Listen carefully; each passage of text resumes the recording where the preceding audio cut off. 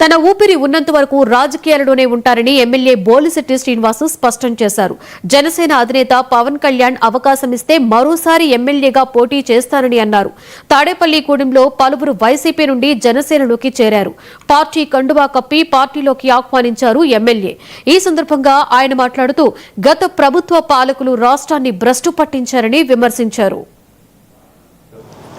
ప్రతిపక్షం లేదు కదా అని చెప్పి నిర్లక్ష్యంగా ఉండకూడదు కాబట్టి ప్రజల్లో అభిలాషని సభలో చెప్పవలసిన బాధ్యత మీదే అని చెప్పి కూడా చెప్పడం పవన్ కళ్యాణ్ గారు కానీ ఆయన కానీ నిరంతరం మాకు చెప్తారు. అదే నాకు నేర్చుకున్నది అదే.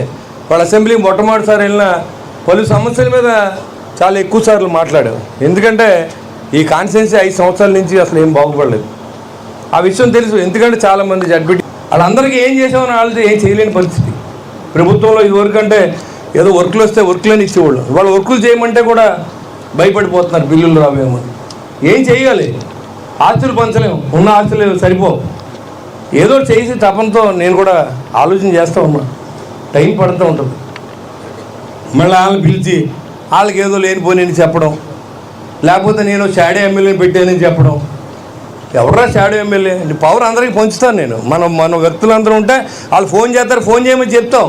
ఎందుకంటే డబ్బుతో పని లేదు కాబట్టి మన కోసం కష్టపడిన వ్యక్తులందరూ పవర్ ఎంజాయ్ చేయాలి కాబట్టి చెప్తాం. అంతేగాని మన చేతిలో పెట్టుకోవాలని నేను మున్సిపాలిటీలో కానీ ఇవాళ మీరు అడగండి ఎక్కడైనా పంచాయతీరాజ్లో ఎక్కడైనా నేను ఏలు పెట్టను. ప్రజలకు కావాల్సింది మాత్రమే అడుగుతాను.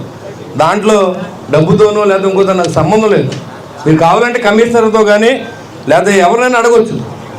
శానిటేషన్ జరుగుతుందా లేదా, రోడ్లు వేయడం ఉన్నదా లేదా, అక్కడ ఉన్న ఆర్థిక పరిస్థితి ఏంటి, పనులు ఎలా కడుతున్నారని అడుగుతాం తప్ప దాని మించి మా ఓడు వస్తాడు